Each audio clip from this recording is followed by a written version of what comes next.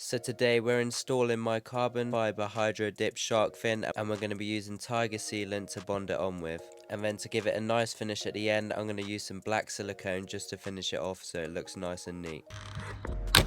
So you want to break one side and then you're going to do it on the other side as well. And then the spoiler lips can tuck under there, and then we'll close it back down at the end. This was actually the original shark fin spoiler that was on, but obviously I took it off and it's been carbon hydro dip, this one. Now we're applying tiger seal. And we're going to follow where the original people sealed it to bond it. That way I know it's going to stay on, because this was an absolute nightmare to take off originally.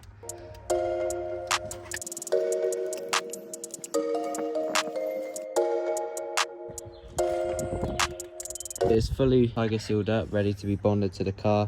So now let's go install it.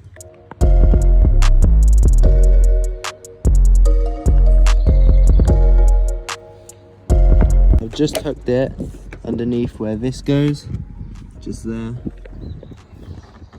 Now we're just going to press it down in place. It is that easy to install.